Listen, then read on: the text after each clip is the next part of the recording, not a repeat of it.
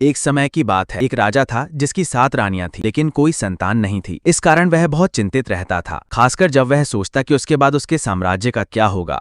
एक दिन एक गरीब फकीर दरबार में आया और बोला, राजा, तुम्हारी प्रार्थना सुनी गई है, जल्द ही तुम्हारी एक रानी पुत्र रत्न को जन्म देगी। फकीर की बात सुनकर राजा बहुत प्रसन्न हुआ और उसने पूरे राज्य को इस शुभ अवसर की तैयारी करने का आदेश दिया। 7 रानियां विलासिता से भरे महलों में रहती थीं, सैकड़ों दासियां उनकी सेवा में लगी रहतीं और स्वादिष्ट भोजन व मिठाइयों की भरपूर व्यवस्था की गई थी। राजा को शिकार का बहुत शौक था। एक दिन शिकार पर जाने से पहले रानियों ने संदेश भेजा, स्वामी, आप कहीं भी शिकार के लिए जाइए, लेकिन उत्तर दिशा में मत जाना। हमने बुरा स्वप्न देखा है और हमें भय है कि वहां कुछ अनहोनी हो सकती है। राजा ने रानियों की बात मान ली और उत्तर दिशा में ना जाने का वादा किया। उसने दक्षिण दिशा में शिकार की कोशिश की, लेकिन दुर्भाग्य से उसे वहां कुछ न मिला। यही हाल पूर्व और पश्चिम दिशा में भी हुआ।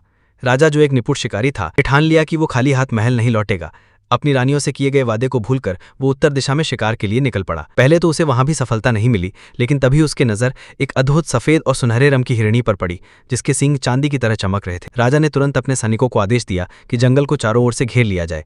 हिरणी घेराबंदी में आ गई और जैसे ही राजा उसे पकड़ने आगे बढ़ा, उसने अचानक एक शक्तिशाली झटका देकर राजा को गिरा दिया और पहाड़ों की ओर भाग गई। राजा क्रोधित होकर अपने घोड़े पर सवार हुआ और पूरी गति से उसके पीछे दौड़ा, यहां तक कि उसके सभी 17 सैनिक पीछे छूट गए। जल्दी ही राजा एक सकरी घाटी में जा पहुंचा, जहां से निकलने का कोई रास्ता नहीं था। वहां एक टूटी फूटी झोपड़ी दिखी। लंबी यात्रा से थके राजा ने अंदर झांका और पानी मांगा। झोपड़ी में बैठी एक वृद्धा ने अपनी सुंदर पुत्री को पानी लाने के लिए बुलाया। वह युवती असाधारण रूप से आकर्षक थी, सुनहरे बालों और गोरी चमकती त्वचा वाली। जब उसने राजा को पानी पिलाया तो राजा ने उसकी आंखों में देखा और तुरंत समझ गया कि यही वो हिरनी थी जिसका पीछा करते करते वो यहां तक पहुंचा था। राजा उस युवती के सौंदर्य पर मोहित हो गया और घुटनों के बल बैठकर विनती करने लगा कि वह उसकी दुल्हन बनकर महल चले। युवती मुस्कुराकर बोली, क्या तुम्हारी 7 रानियां पर्याप्त नहीं हैं?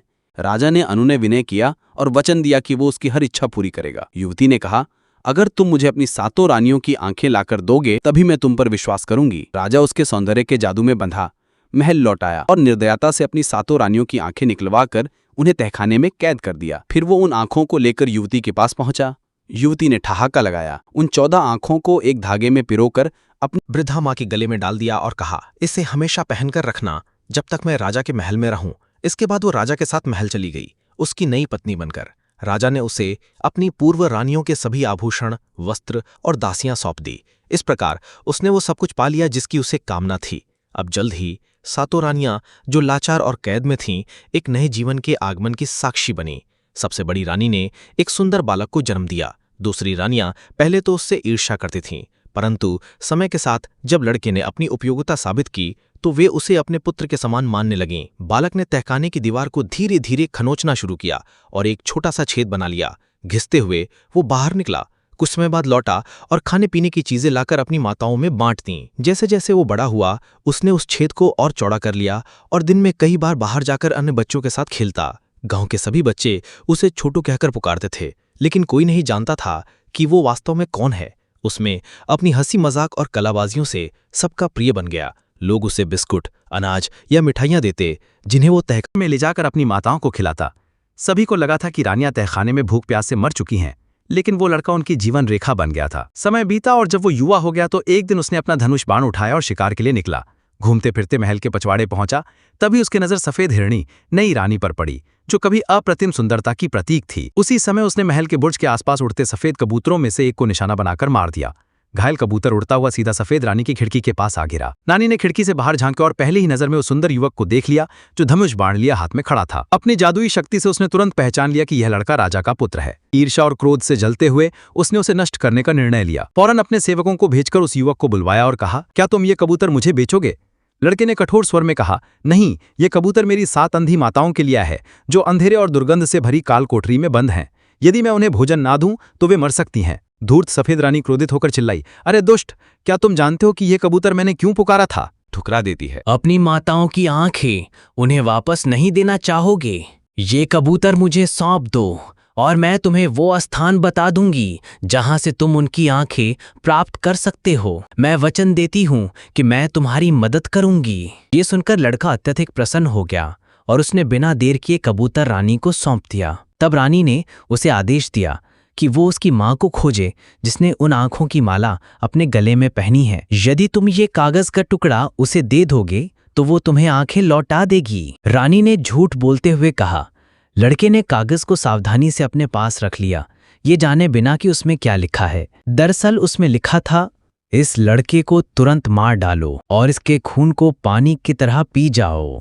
लड़का अभी पढ़ना लिखना नहीं जानता था, इसलिए वो संदेश को सीने से लगाकर सफेद रानी की मां की तलाश में निकल पड़ा। यात्रा के दौरान वो एक नगर में पहुंचा जहां सभी लोग बेहद उदास और निराश नजर आ रहे थे। लड़के ने नगरवासियों से पूछा, तुम सब इतने दुखी और उदास क्यों हो? लोगों ने उत्तर दिया, हमारे राजा की केवल एक संतान है, एक बेटी। वो विवाह करने को तैयार नहीं होती और जो भी युवक प्रस्ताव लेकर आता है उसे वो कठिन शर्तें देती है जिसे पूरा कर पाना हर किसी के बस की बात नहीं है। वो इतनी शर्तें रख देती है कि हर कोई उससे पीछा छुड़ाता है और हमारे राजा को उसकी कोई बातें समझ में नहीं आती। ठुकरा देती है। जब राजा का निधन होगा तो राज्य और उसकी विरासत का क्या होगा, इसी चिंता में हम सब दुखी हैं। राजकुमारी ने शपथ ली है कि वह केवल उसी युवक से विवाह करेगी जिसकी 7 माताएं हों। जब से यह सुना है, राजा अत्यधिक परेशान और उदास है। उसने आदेश दिया है कि कोई भी नया आगंतुक नगर में आए तो उसे राजकुमारी के सामने प्रस्तुत किया जाए। लड़का बेचैन था क्योंकि उसे अपनी माताओं की आंखों की तलाश थी, लेकिन नगरवासियों ने उसे जल्दी से राजकुमारी के महल में पहुंचा दिया। जब राजकुमारी ने उसे देखा तो लज्जा से शर्माती अपने पिता की ओर मुड़ी और कहा, पिताजी यही मेरी पसंद है। नगर में पहले कभी ऐसा आनंद उत्सव नहीं हुआ था। लोग प्रसन्नता से झूम उठे, लेकिन लड़के ने कहा, मैं तब तक विवाह नहीं कर सकता जब तक अपनी माताओं की आंखें वापस नहीं लाकर उन्हें दृष्टि ना लौटा दूं। राजकुमारी जो बहुत बुद्धिमान और पढ़ी लिखी थी, यह सुनकर विचार मग्न हो गई। उसे लड़के से वह पर्चा दिखाने के लिए कहा। जब उसने उसमें लिखे विश्वासघाती शब्द पढ़े तो उसने बिना कोई प्रतिक्रिया दिए एक नया कागज लिया और उस पर लिखा, इस युवक का अच्छे से ध्यान रखा जाए और उसकी सभी इच्छाएं पूरी की जाएं। फिर उसने वह पर्चा लड़के को वापस दे दिया। लड़का उतना चतुर नहीं था, इसलिए उसने उसे बिना शक किए अपने पास रख लिया। लगभग 1 साल बाद वो लड़का उस जर्जर झोपड़ी तक पहुंचा, संकरे घाटियों के बीच स्थित थी। वहीं सफेद जादूगरनी की मां रहती थी, एक भद्दी और डरावनी औरत। जब उसने लड़के का पर्चा पढ़ा तो उसके चेहरे पे नाखुशी झलकने लगी, खासकर जब लड़के ने आंखों का हार मांगा। फिर भी उसने अपना हार उतारकर लड़के को दे दिया और बोली, इसमें सिर्फ 13 आंखें हैं, एक मैंने पिछले सप्ताह दे दी थी। लड़का जितनी आंखें मिल सकी उनसे बहुत प्रसन्न था। वो जल्द से जल्द अपनी माताओं के पास लौटने के लिए उत्सुक था। उसने हार निकाली और आंखें लेकर अलग पहुंच गया। घर पहुंचते ही उसने 6 छोटी रानियों को 2-2 आंखें लौटा दी, जबकि सबसे बड़ी रानी को केवल 1 आंख दी और कहा, प्यारी माँ, दूसरी आंख की तरह मैं हमेशा तुम्हारे साथ रहूंगा। इसके बाद वो अपने वादे के अनुसार राजकुमारी से विवाह करने के लिए लौट गया। लेकिन जब वो सफेद रानी के महल के पास से गुजरा तो उसने फिर से बुर्ज के पास उड़ते हुए कबूतरों को देखा। उसने धनुष उठाया, तीर चलाया और एक कबूतर को मार गिराया। वो कबूतर लहराता हुआ उड़कर सफेद रानी की खिड़की के पास गिरा। जब सफेद रानी ने बाहर देखा तो उसकी आंखें अविश्वास से फैल गई। उसने आश्चर्यचकित होकर सोचा, ये कैसे संभव है? राजा का बेटा अभी तक जीवित और स्वस्थ है। सफेद रानी ने घृणा और जलन से रोते हुए लड़के को बुलवाया और पूछा कि वो इतनी जल्दी कैसे लौट आया। जब उसे पता चला कि लड़के ने 13 आंखें पाकर 7 अंधी रानियों को लौटा दी हैं, तो वो क्रोध से उबल पड़ी। फिर भी उसने अपनी जलन छुपाते हुए खुशी का नाटक किया और कहा, अगर तुम ये कबूतर भी मुझे दे दो तो मैं तुम्हें जोगी की वो अद्भुत गाय दिलवाऊंगी और राजपूत को तुरंत मार डालो और उसके खून को पानी की तरह छड़क दो। इस बीच 7 रानियों के बेटे लौटने में हो रही देरी से चिंतित उसकी होने वाली पत्नी राजकुमारी ने उससे कारण पूछा। जब लड़के ने सफेद रानी द्वारा दिया गया पत्र दिखाया तो राजकुमारी उसकी चाल समझ गई। उसने पहले की तरह पत्र के शब्द बदल दिए और उसे लड़के को सौंप दिया। लड़का फिर से संकरी घाटी में उस जर्जर झोपड़ी तक पहुंचा जहां सफेद रानी की कुरूप और बूढ़ी मां रहती थी। उसे पत्र देकर उसने जोगी की सफेद गाय मांगी। बुढ़िया मना नहीं कर सकी, लेकिन उसने कहा, तुम इसे पाओगे कैसे? ये कोई मामूली चीज नहीं है। उस बहुमूल्य गाय की रक्षा के लिए 18,000 दैत्य तैनात हैं जो हर समय इसकी पहरेदारी करते हैं। इसके बाद वह अपनी बेटी की मूर्खता पर बेहद क्रोधित हो उठी। लड़के ने बड़ी बहादुरी से आगे बढ़ते हुए वही किया जो उसे करने को कहा गया था। लंबी यात्रा के बाद वह उस जोगी की सफेद गाय और दूध से भरे तालाब तक पहुंच गया जिसकी रक्षा के लिए 18,000 दैत्य तैनात थे। वे सभी अत्यंत भयानक और डरावने दिख रहे थे, लेकिन लड़के ने अपने साहस को कम नहीं होने दिया। वह अपनी संगीत की धुन बजाता हुआ निर्भयता से आगे बढ़ता रहा। ना दाएं देखा ना बाएं। जल्द ही वह सीधे उस अलौकिक सफेद गाय के पास पहुंच गया जिसकी रखवाली खुद दैत्य का राजा कर रहा था। वो दिन रात उस गाय का दूध धोता था जो लगातार बहते हुए तालाब को भरता रहता था। जोगी ने लड़के को वहां देखकर कर्कश स्वर में पूछा, तुम यहाँ क्या चाहते हो? लड़के ने वही कहा जो उसे वृद्धा ने सिखाया था। मुझे तुम्हारी चमड़ी चाहिए राजा इंद्र के नगाड़े के लिए। उन्होंने कहा है कि तुम्हारी चमड़ी इसके लिए सबसे उत्तम होगी। ये सुनते ही जोगी भय से कांपने लगा। कोई भी जीन जोगी राजा इंद्र के आदेश को नकारने की शक्ति नहीं रखता था। घबराकर वह लड़के के पैरों पर गिर पड़ा और गिड़गिड़ाने लगा, यदि तुम किसी भी तरह मुझे छोड़ दोगे तो इसके बदले में मैं तुम्हें कुछ भी दे सकता हूँ, यहाँ तक कि अपनी सफेद गाय भी। सातों रानियों के बेटे ने थोड़ा हिचकिचाना का नाटक किया, लेकिन अंततः तैयार हो गया। ठीक है, ये कोई कठिन कार्य नहीं है। जोगी की चमड़ी जैसी सफेद चमड़ी कहीं और से तलाश कर मैं राजा इंद्र को दे दूंगा, उसने कहा। फिर वह सुंदर सफेद गाय को अपने साथ ले चला। सभी दैत्य अवाक रह गए, क्योंकि उन्हें राजा इंद्र के क्रोध का भय था। लड़के ने गाय को अपने घर लाकर बांध दिया। सातों माताएं आनंदित हो उठीं और दिन रात उस गाय का दूध निकालने लगीं। वे दूध से दही, घी और मक्खन बनाती और मिठाइयाँ तैयार कर बेचने लगी। जल्द ही उनकी आमदनी बढ़ने लगी और वे समृद्ध हो गई। आरामदायक जीवन देखकर 7 रानियों का बेटा हल्के मन से राजकुमारी से विवाह के विषय में सोचने लगा। लेकिन जब वे सफेद रानी के महल के पास से गुजरा तो वो स्वयं को कबूतरों का शिकार करने से रोक नहीं पाया। एक तीर छोड़ते ही एक कबूतर घायल होकर महल की खिड़की के बाहर गिरा। ये दृश्य देखने के लिए सफेद रानी खिड़की से बाहर झांकी और तभी उसकी नजर 7 रानियों के बेटे पर पड़ी। उसे देखते ही वे भीतर घर आई और घर आते हुए वे पहले से और अधिक सफेद हो गई। क्रोध के साथ उसने आवाज लगाई और उसने उसे अपने पास बुलाया और उससे पूछे कि वे वापस कैसे आ गया। जब उसने सुना कि उसकी मां ने उस लड़के साथ कितने विनम्रता के साथ व्यवहार किया और उसके कार्य को सिद्ध करने में सहयोग किया, ये सब सुनकर वे अंदर ही अंदर कुड़ती रही, लेकिन उसने अपने चेहरे से व्यक्त नहीं होने दिया। इसके बदले उसने बड़े प्रेम से मुस्कुराते हुए कहा, ये तो बहुत अच्छी बात है कि तुमने वे जोगी की सफेद गाय को प्राप्त कर ही लिया है। इसके साथ उसने कहा कि ये कबूतर मुझको दो, इसके बदले में मैं तुम्हें लाखों टन चावल, एक रात पैदा होने वाले चावल के विजयी को पाने का रास्ता बताऊंगी। वे इस बात को सुनकर लड़का पहले से अधिक प्रसन्न हुआ।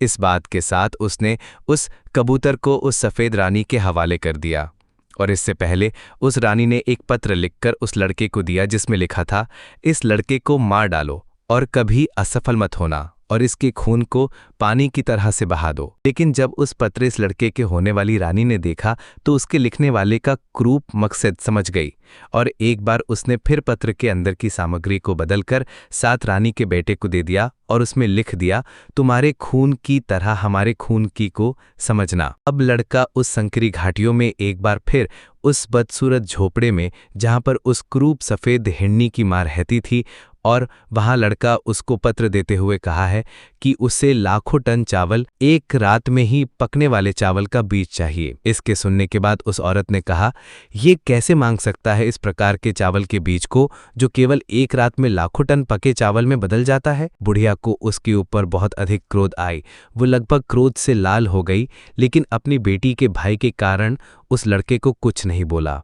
उसने स्वयं के क्रोध को नियंत्रित कर बुढ़िया ने क्रोध को दबाकर गहरी सांस ली और बोली, ठीक है, मैं तुझे बता दूंगी, लेकिन याद रख, ये कार्य मौत को दावत देने जैसा है। जिस बीज की तू बात कर रहा है उसकी रखवाली दैत्यों से भी भयंकर जीव करते हैं। लड़के ने निर्भीक स्वर में कहा, मैं अपनी माताओं और अपने वचन के लिए कुछ भी कर सकता हूं। तब बुढ़िया ने उसे एक रहस्यमयी मार्ग दिखाया और कहा कि जहां वो बीज मिलेगा वहां एक विशाल गुफा है। उस गुफा में हजारों सर्प लिपटे रहते हैं और बीच में एक जलते हुए अग्निकुंड में वो बीज रखा है। लड़का बहादुरी से आगे बढ़ा। लंबी और खतरनाक यात्रा के बाद वह गुफा तक पहुंचा। गुफा का दृश्य देखकर किसी का भी कलेजा कांप जाए। चारों ओर फुफकारते सर्प, अंधकार में चमकती उनकी लाल आंखें और बीच में अग्नि की लपटें। लेकिन लड़का न डरा। उसने अपनी वीणा निकाली और मधुर संगीत बजाने लगा। संगीत की धुन सुनकर सर्प एक एक करके शांत होने लगे और अंततः सब गहरी नींद में सो गए। लड़के ने मौका पाकर उस जादुई बीज को उठा लिया और गुफा से बाहर निकल गया। जब वह झोंपड़ी लौटा तो बुढ़िया हैरान रह गई। उसने मन ही मन कहा, ये लड़का मेरी बेटी की किस्मत बिगाड़ देगा। लेकिन उसने बीज देने का वचन निभाया। लड़का बीज लेकर राजकुमारी के महल लौटा। राजकुमारी ने उसकी वीरता और साहस की परीक्षा पूरी होते देख अत्यंत प्रसन्न होकर कहा, अब समय आ गया है कि हम विवाह करें। लड़के ने बीज बोया और एक ही रात में लाखों टन चावल का उत्पादन हुआ। पूरे राज्य में आनंद और उत्सव का माहौल छा गया। राजा और रानियों ने उस वीर बालक को आशीर्वाद दिया। सातों रानियां अपनी आंखें वापस पा चुकी थीं और अब राजमहल में आदर और सम्मान से रहने लगीं। राजकुमारी और वीर बालक का भव्य विवाह हुआ। पूरा राज्य उनके गुणगान में डूब गया।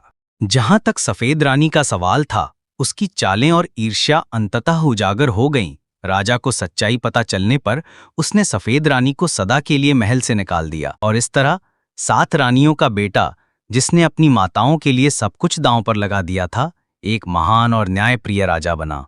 उसके नाम की गाथाएं पीढ़ियों तक सुनाई जाती रहीं।